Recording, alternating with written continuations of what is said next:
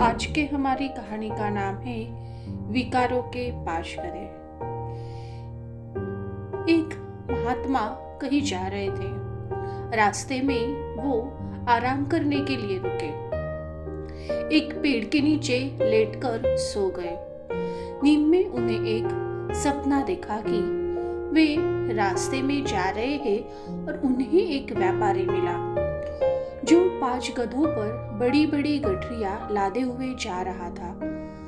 गठरियां बहुत भारी थी जिसे गधे बड़ी मुश्किल से ढो पा रहे थे।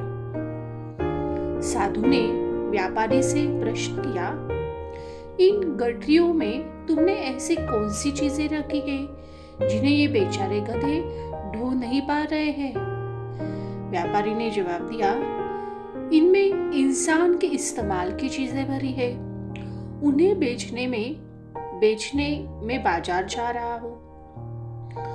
साधु ने पूछा, अच्छा कौन कौन सी चीजें हैं, जरा मैं भी तो जानूं। व्यापारी ने कहा, यह पहला जो गधा आप देख रहे हैं इस पर अत्याचार की गठरी लदी है। साधु ने पूछा, अत्याचार? भला अत्याचार कौन खरीदेगा? व्यापारी ने कहा, इसके खरीदार है राजा, महाराजा और हमारे ये सत्ताधारी लोग। काफी ऊंची दर में बिक्री होती है इसकी। साधु ने पूछा, इस दूसरी गठरी में क्या है? व्यापारी बोला, यह गठरी अहंकार से लबालब भरी है और इसके खरीदार है पंडित और विद्वान। और ये तीसरे गधे पर ईर्ष्या की गठरी लदी है और इसके ग्राहक है वे धनवान लोग जो एक दूसरे की प्रगति को बर्दाश्त नहीं कर पाते। इसे खरीदने के लिए तो वो लोगों का तांता लगा रहता है। साधु ने पूछा, अच्छा अब ये चौथी गठरी में क्या है भाई?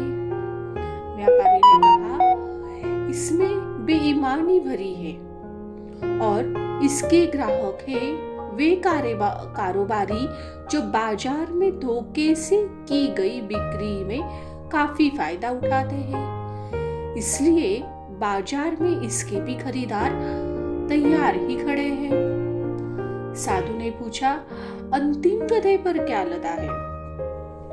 व्यापारी ने जवाब दिया, इस गधे पर तो छल कपट से भरी गठरी रखी है और उसकी मांग उन औरतों में ज्यादा है कि जिनके पास कोई काम धंधा ही नहीं है, जो छल कपट का सहारा लेकर दूसरों की लकीर छोटी कर अपनी लकीर बड़ी करने की कोशिश करती रहती है। वे है इसकी खरीदार है। तभी महात्मा की नींद खुल गई। इस सपने में उन्हें कई प्रश्नों का उत्तर मिल गया था। सही अर्थों में कहे तो व्यापारी स्वयं शैतान था जो संसार में बुराइयां फैला रहा था और उसके शिकार कमजोर मानसिकता के स्वार्थी लोग बनते हैं। शैतान का शिकार बनने से बचने का एक ही उपाय है कि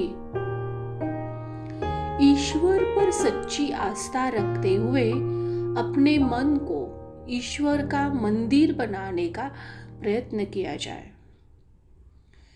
ईश्वर को इससे मतलब नहीं है कि कौन मंदिर गया या किसने कितने वक्त तक पूजा की, पर उसे इससे अवश्य मतलब होता है कि अपने किन अवगुणों का त्याग कर किन गुणों को अपने जीवन में समावेश किया और उसके रचे संसार को कितना सजाया और संवारा। सहेलियों, अगर आपको ये मोटिवेशनल स्टोरी अच्छी लगती है तो इस चैनल को सब्सक्राइब जरूर करिएगा। धन्यवाद।